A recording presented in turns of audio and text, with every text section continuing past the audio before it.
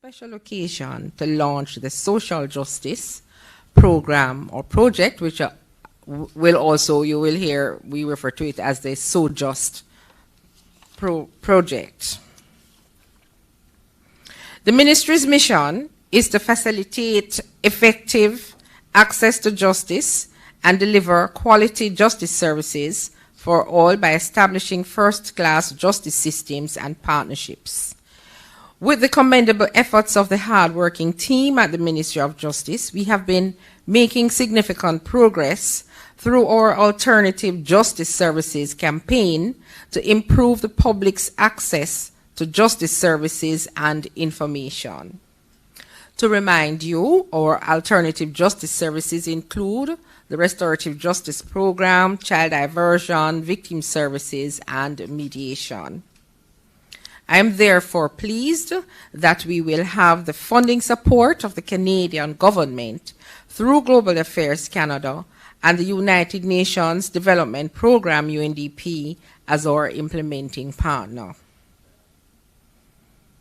The government, the Canadian government, and the Ministry of Justice have a rich history of partnership in the area of justice reform. The Justice Undertakings for Social Transformation, or the JUST project, was concluded in 2020, which initiated a number of significant reforms across the justice sector. It is therefore expected that the So Just project will expand on these achievements of the JUST project by bolstering our capacity to provide equitable access to justice among the most disadvantaged groups, to include women, children, and other persons, and persons with disabilities. At this time, I'm now going to invite the High Commissioner of Canada to Jamaica, Her Excellency Emina Todakovich, to introduce the Minister of International Development of Canada, the Honorable Harjit Sajjan, who will address us after Her Excellency's introduction. Please make her feel welcome.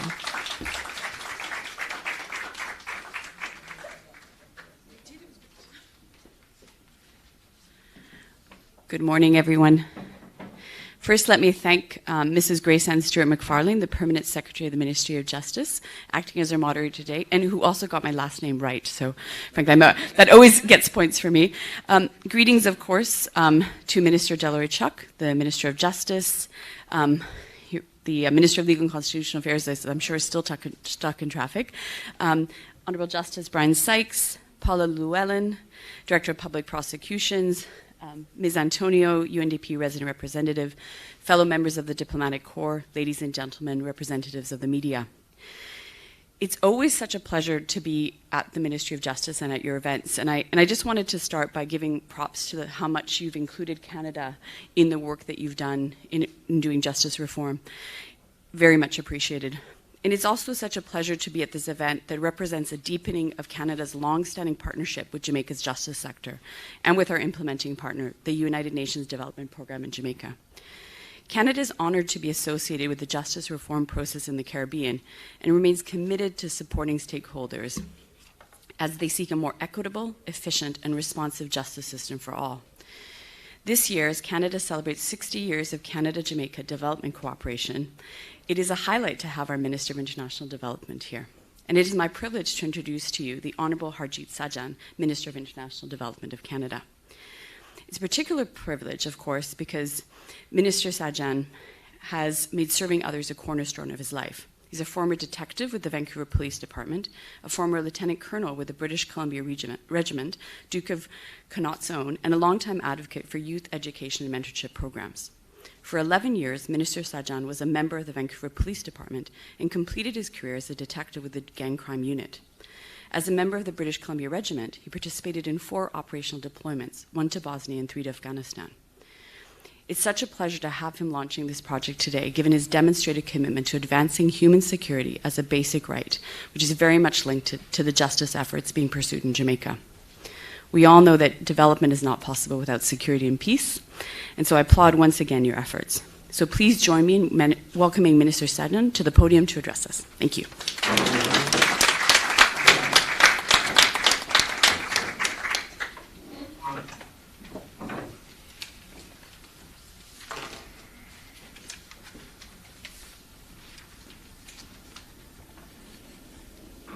Thank you, Mina, for the very kind introduction. Ladies and gentlemen, it's a privilege to be here with all of you here today. I just want to acknowledge Mr. Chuck. Thank you for hosting and the work that you do. Also the Honorable Marlene Malou Fort, and also Mr. Justice, Chief Justice Brian Sykes, representative from the UNDP. Ladies and gentlemen, it's a great privilege to be back here today, and in Jamaica, I'm always so pleased. Like, everything you do is almost like a celebrated party. I'm going to be talking to our Minister of Justice, and when we do announcements, we're going to have a festive occasion like this. It is a real privilege for me to be back here in Jamaica, and it was here in 2017 where my family and I vacationed. And we get to learn about the culture, and it's a real privilege now for me to come back in my new responsibility as Minister of International Development to work so collaboratively with Jamaica, and that's why this announcement is so important today. And we also know that there is no equality without justice, and that there is no justice without equality.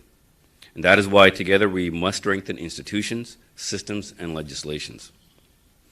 We must advance the rights of women and girls, and we must improve outcomes for all groups that are disadvantaged. Now, building an effective, fair, equitable justice system for all is our best chance to realize the potential of each individual. Equitable access to justice is a means to overcome poverty. It provides people and communities with a legal basis upon which to claim their rights and see justice served. Now, this is at the heart of Canada's feminist international assistance policy.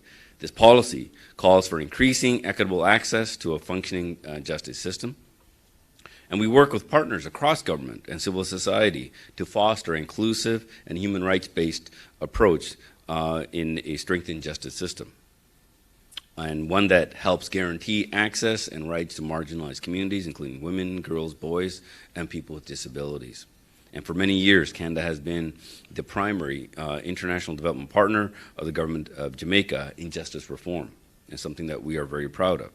We have supported a series of reform-related programs, all designed to advance a comprehensive and systematic approach to justice modernization. And we know that the UNDP has been a strong implementing partner for Canada under the Justice Undertaking for Social Transformation Project, or JUST.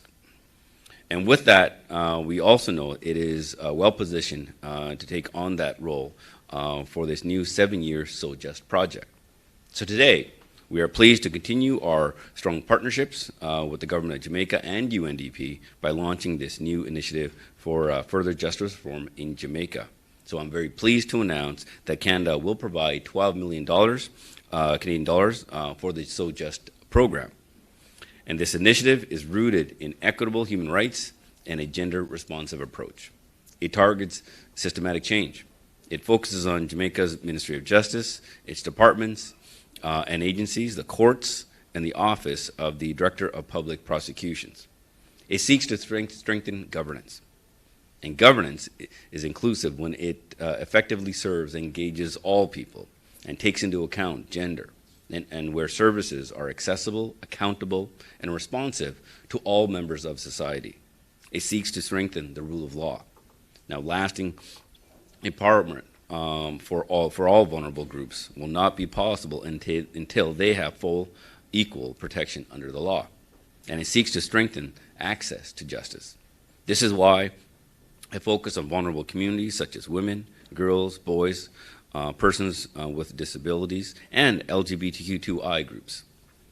I have seen the kind of difference a project like this can make in the lives of young people and people in vulnerable situations or underserved communities. Now, during my time as a police officer in Vancouver, I saw up close the different paths that people are offered. And the reasons I say this is because I've seen firsthand the importance of social justice, and I know that the project will benefit the poorest and the most disadvantaged users of the justice services. And this project supports mediation, restorative justice, child diversion programs, and child justice coordination systems. This directly improves justice outcomes by reducing the backlog in courts. For women and girls in rural areas, the extension of access to legal aid systems has a direct impact. Now, even something as simple as updating the curriculum to include online technology streamlines the process for everyone. So just contributes to improving a rights-based and gender-sensitive justice system. It seeks to achieve more equitable outcomes for all Jamaicans. It will help ensure gender equality results, and Canada remains committed to supporting Jamaica in its pursuit of justice reform. And as you know, our 2030 Sustainable Development Goals include number 16, promoting peaceful, just, and inclusive societies. And in this way, we can help unleash the power and vibrancy of our youth and support people in disadvantaged situations. And ultimately, we all look forward to a future in which all Jamaican citizens have increased trust and confidence in their justice system. Thank you. Merci beaucoup.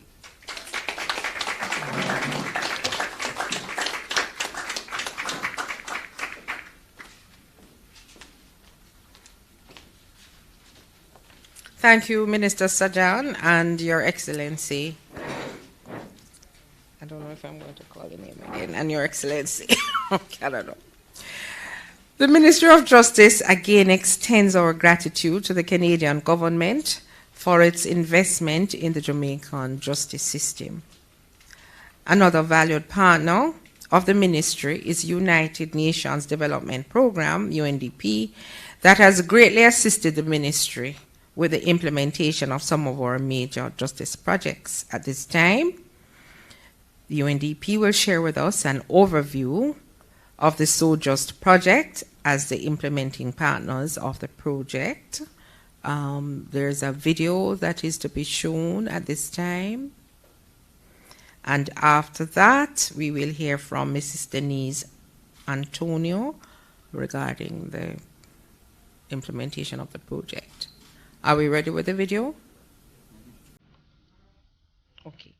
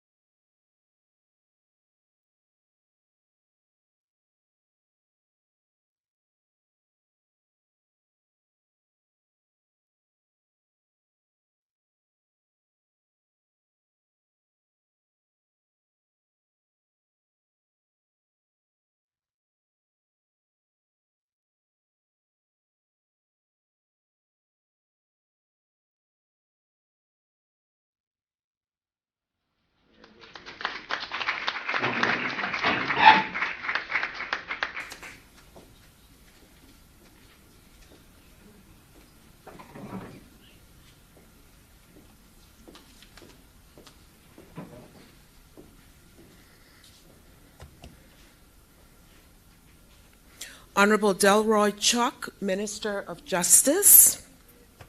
Honorable Hajit Sajan, Minister of International Development in Canada. Honorable Mr. Justice Brian Sykes, Chief Justice of Jamaica. Her Excellency Yamina Tudakovic, High Commissioner of Canada to Jamaica. Ms. Grace Ann Stewart McFarlane, Permanent Secretary in the Ministry of Justice and our excellent moderator of this event, Ms. Paula Llewellyn, the Director of Public Prosecution, Ms. Barbara Scott, Deputy Director of Planning Institute of Jamaica, my fellow diplomatic colleagues and international friends, the government of Jamaica, the members of the media, other distinguished guests, ladies and gentlemen, a very good morning to you and a happy new year. Today marks the continuation of Jamaica's ongoing pursuit to expand access to justice and to build a fair, equitable, and just society for all Jamaicans. Collectively, we aspire to advance this agenda through the Social Justice Project, which we're calling SoJust for short.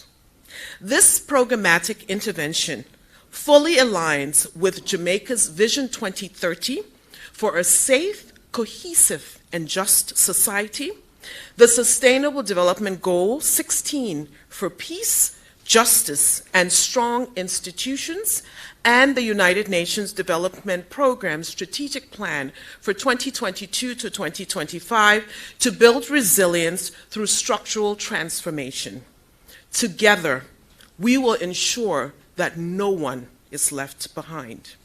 This includes women and girls, particularly survivors of sexual offenses, domestic violence, and other forms of gender-based violence. It would include men and boys, youth, the poor and uneducated, persons with disabilities, persons living in remote or rural locations, and persons affected by social stigma, to name just a few. If social justice is to become the new norm of the justice system, it must prioritize equity, access, participation, and rights for all, leaving no one behind. Jamaica has a solid foundation on which to build this culture of social justice. It has a strong constitutional and legislation foundation, including a Charter of Rights and Freedom embedded within the Constitution. It has laws and policies to protect women and children and other vulnerable groups from discrimination and gender-based violence. And of course, we know Jamaica's Vision 2030, a development plan that envisions a secure, cohesive, and just society. Buoyed by technical and financial support from the Government of Canada and the UN Development Program under the Initial Justice Undertaking for Social Transformation Program, which ran from 2011 to 2021, the Government of Jamaica has demonstrated an ambitious and extensive reform process guided by the Justice Reform Implementation Plan to tackle the institutional, technological, and infrastructural limitations to effective justice service delivery. While there are substantial improvements that we've seen through this investment, gaps continue to exist between the institutional transformation occurring within justice sector institutions and the lived experiences of the most vulnerable courts user. Through the SoJust project, we can address some of these limitations. So within 7 years, we aim to strengthen legislation, improve institutional effectiveness, and the delivery of justice services to advance the rights and equitable outcomes for all Jamaicans. This is a defining moment in Jamaica's bold and exemplary journey to strengthen its justice system. It calls for us to confront those social and cultural biases. It calls on us to systematically dismantle the barriers which deny too many vulnerable Jamaicans the right to access their constitutional guaranteed rights and freedoms. UNDP is your proud partner in this critical journey for social justice under the leadership of the Ministry of Justice and with funding from Global Affairs Canada. Our commitment to Jamaica's justice sector reform journey is unwavering because we believe it holds the power to unlocking Jamaica's development and economic growth potential while undermining the roots of poverty. UNDP looks forward to another mutually beneficial partnership with the Ministry of Justice. I also take this opportunity to express our profound and sincere appreciation to the Government of Canada for their continued investment in the justice sector. Your team, Minister and High Commissioner, have served and guided the success of today's distinction, of course led by Deborah. I leave with this quote: "A society without access to justice for everyone is a society where injustice can come to anyone." I am confident that the work we start today will preserve the freedom of not just the vulnerable, but all of us. Thank you very much.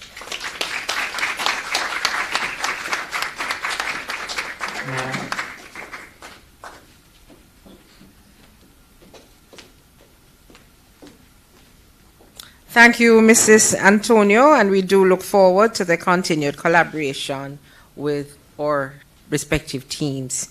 At this time, please allow me to pause and acknowledge the presence of the Honorable Marlene Malahou Fort, Minister of Constitutional and Legal Affairs, who has just joined us. Welcome. Thank you for joining us, Minister. All right. So, ladies and gentlemen, at this time, we want to acknowledge Honorable Mr. Justice Brian Sykes, who under his strategic leadership in the courts have been very bold and innovative in the delivery of the justice system as it operates in the courts there. These are underpinned by his stated mission to make the Jamaican justice system the benchmark for the Caribbean and the world. Honorable Chief Justice, I invite you at this time to make your remarks on behalf of the judiciary. Please make him welcome.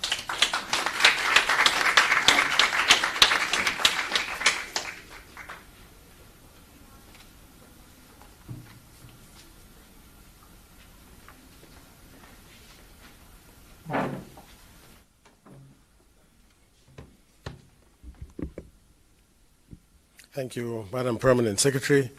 Good morning, all. Happy New Year to you.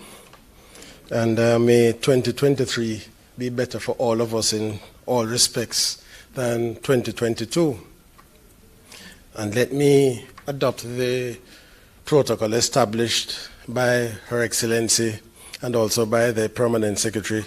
And so there'll be no need for me to repeat what has been said in that regard. And I wish to express my appreciation for the opportunity to share a few thoughts with you this morning. I wish to thank the Canadian government and the people of Canada for partnering with Jamaica and our judiciary in improving our delivery of legal services and the operation of our justice system.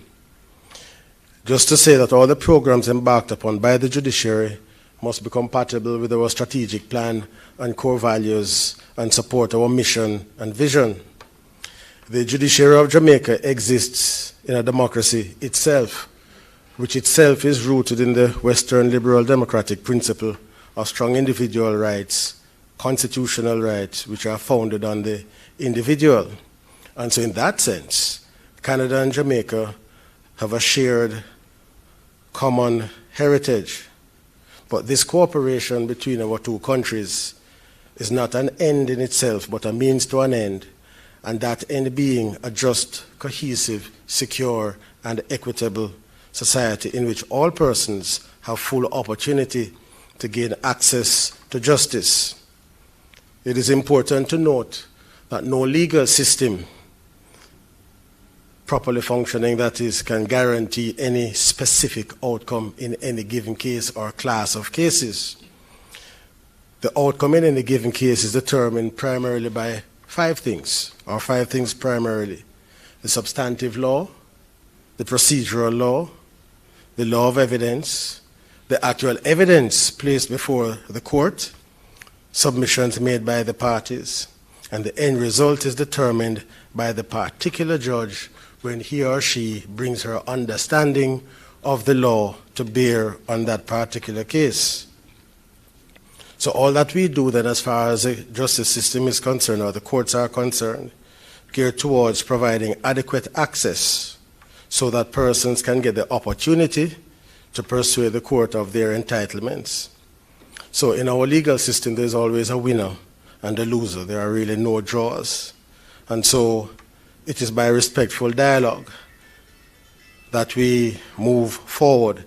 And each of us in this partnership has our own perspectives.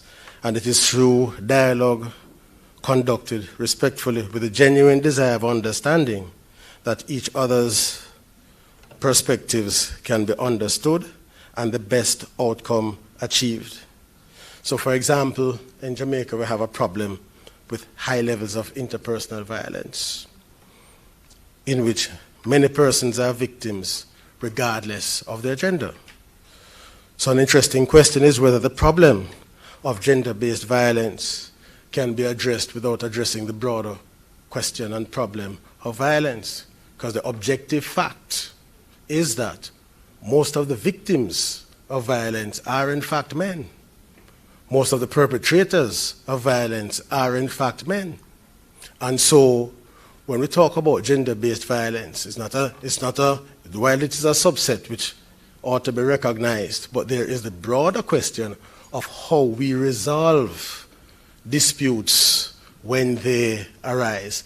And I would want to humbly suggest that we take that perspective into account, and this is what Professor Gale at the University of the West Indies has been speaking about for several years. It's almost like John the Baptist, a voice crying in the wilderness. So that is what I mean when I say we have respectful dialogue to understand the perspectives. And so I see this as an opportunity for having continued dialogue and understanding, bringing both of our perspectives to bear on these sensitive and important issues. And so it is my belief, not just expectation, that out of that the partnership will be successful. So may I thank you once again for being here, and to thank the Government of Canada, represented by the Minister and the High Commissioner, for their continued interest in the affairs of Jamaica and continuing to make it the home of not just the current Prime Minister, because you know it was the home away from home of the former Prime Minister, Mr. Pierre Trudeau, and we now have the current Prime Minister who frequents here. So he will be able to see the result of his investment here. Thank you very much.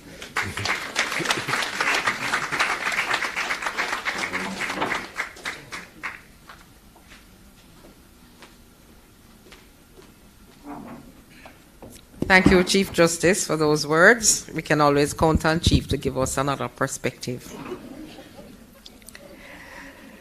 A justice system that is efficient and effective, and one that is accessible to each Jamaican, has been the clarion call of our Minister of Justice, Honorable Delroy Chuck. Buoyed by his enthusiasm, the ministry has become more targeted and responsive to the needs of the public for a more modern and diverse suite of justice services. Minister Chuck, I'm going to invite you now to come to the podium and address us. Please make him welcome.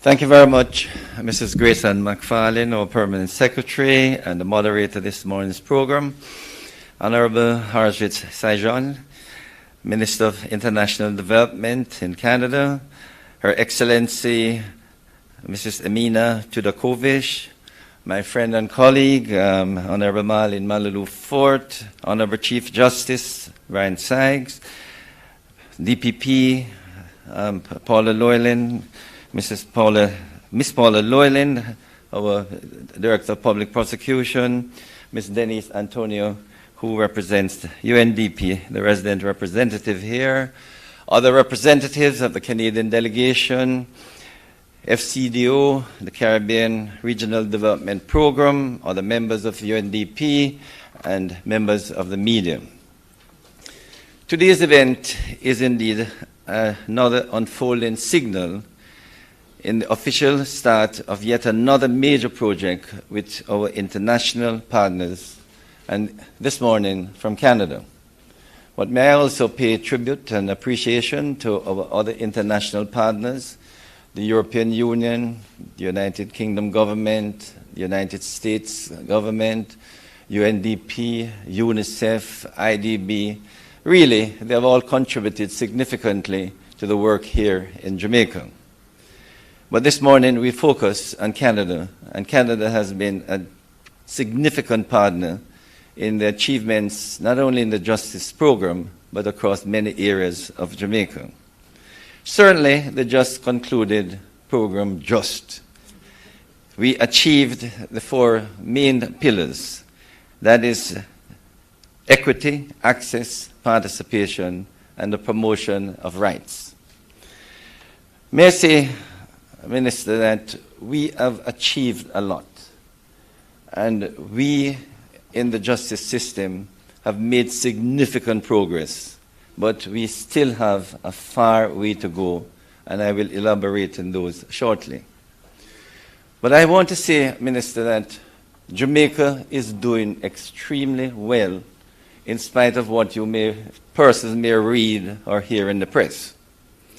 Certainly, Jamaica is proud of its democratic institutions and its commitment to democracy. I dare say, on any measure, Jamaica stands as one of the best, if not the best, in terms of democratic institutions. We certainly have a free press. And the press is a thorn in the side of every public official.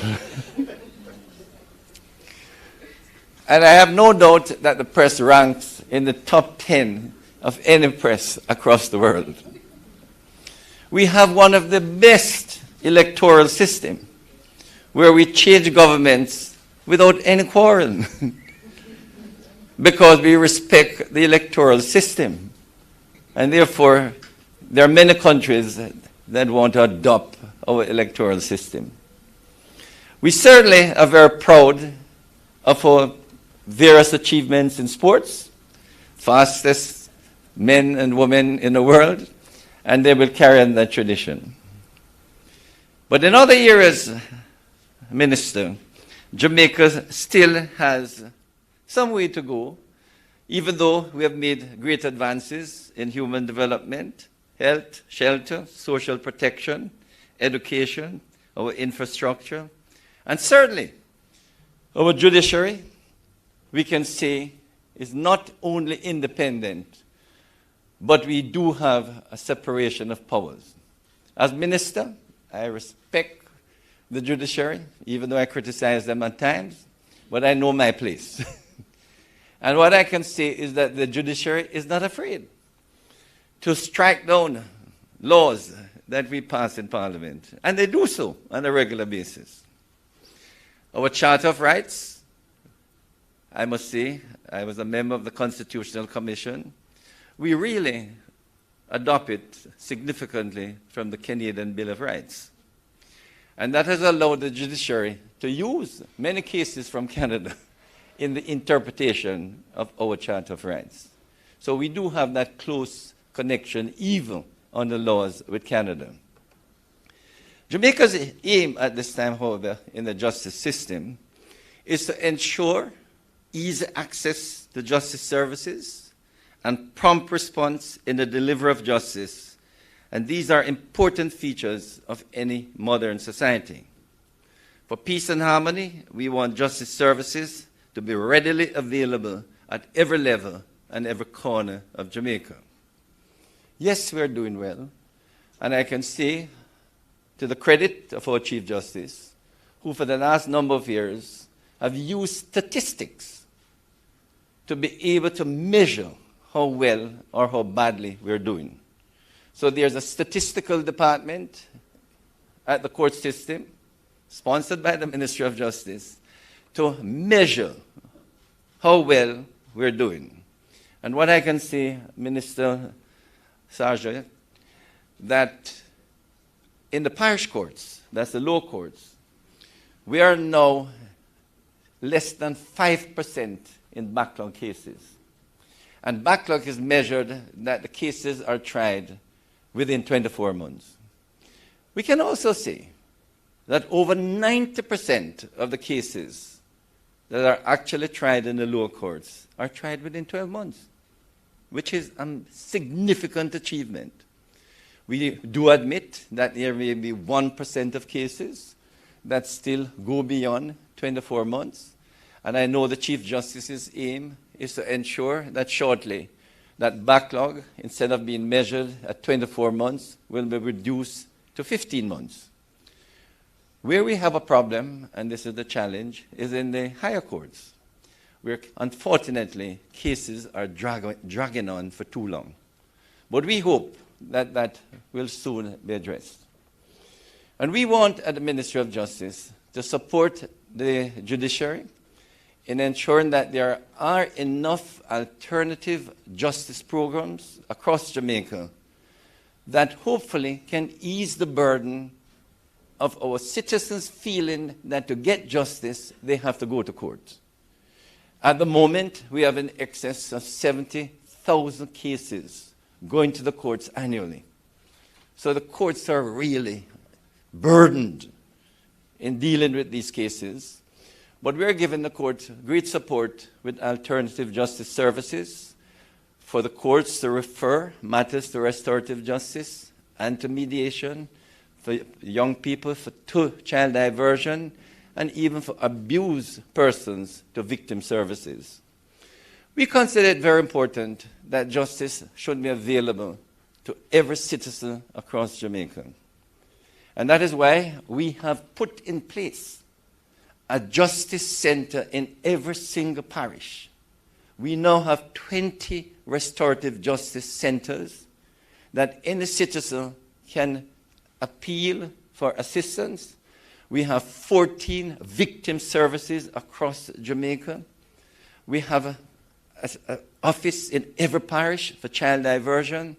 And we are now promoting and urging our citizens, rather than using abuses and violence to solve their problems, which oftentimes is what happens. And in truth, Minister, we are a very contentious society. And we try to solve problems on our own. And oftentimes we solve problems by abuses and violence. And now we're trying to change that culture, to ask our people, use the available services to resolve disputes and to settle conflicts rather than to take it on your own. So we have provided these justice centers across Jamaica, provide toll-free lines for persons to call to get information. And we also want to thank the Canadian government for providing us with additional buses so that citizens can understand their legal rights. So these buses are available to go into the hills and valleys and corners of Jamaica so that the people can have access to justice. So this program now, being launched, the social justice program, is really one where we expect strong communication so that every single citizen is made aware you have help, you can get help. Just use the services being provided by the Ministry of Justice and other state agencies. And in doing so, we hopefully can create a kinder and gentler society. We certainly can reduce, deter, and prevent as many violent confrontation, which regrettably gives Jamaica a bad name. But we need, as a people, to utilize these services.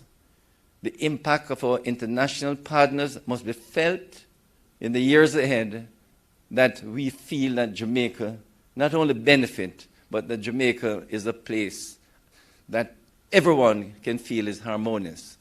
So, Minister, we would like to thank you and the Canadian government for the strong support that you're giving us. Thank our international partners. But at the end of the day, Jamaica must respond by becoming a peaceful, safe, and secure society. Thank you very much.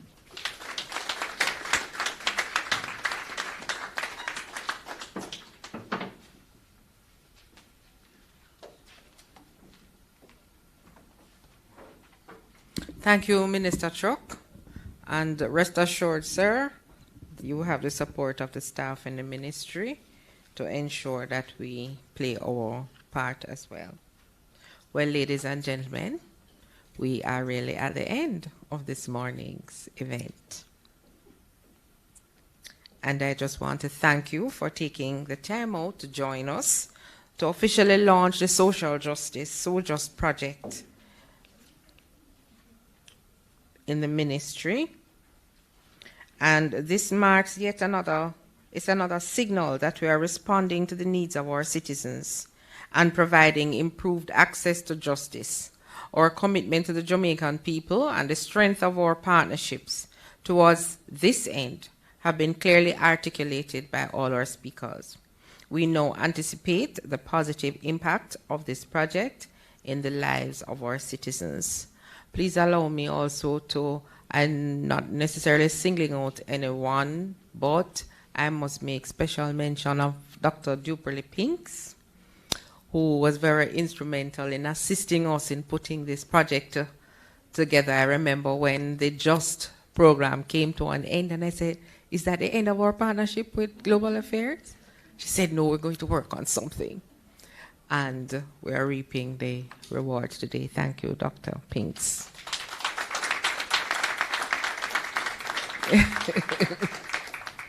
And of course, Althea McBean, for the role that you played on the JUST program by championing the activities under that project. Thank you also for your contribution. And of course, I must thank all the teams that work together here at the Ministry of Justice, the team from Canada, UNDP, to really collaborate on this morning's event to make it a reality, pulling together. I know you were having your meetings and working out logistics and all of that. So thank you very much for all your efforts. So ladies and gentlemen, thank you all, and do have a good rest of the day.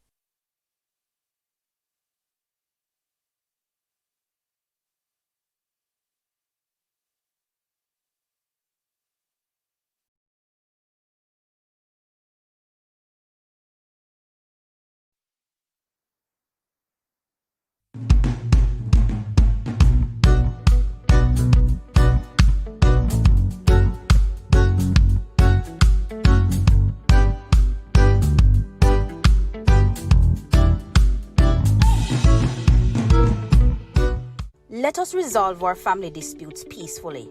A family is a circle of love, support, and strength. Violence has no place. The proceeding was brought to you by the Office of the Prime Minister. Every Jamaican has the right to know what is happening in Parliament, to know when new laws are being passed, and to give their opinions on legislation before our House. Every Jamaican has the right to see their representatives in action, making laws, holding the executive to account, representing the people, working for the benefit of all Jamaicans. It is your right to observe first-hand meetings of the Senate, meetings of the House of Representatives, and the meetings of parliamentary committees. You may also take a tour of your parliament. To find out more about the Houses of Parliament, please call 876-922-0200, follow us on Instagram and Facebook, or visit our website at www.japarliament.gov.jm. Meet 6 young people doing great things to tackle poverty, inequality, exclusion, and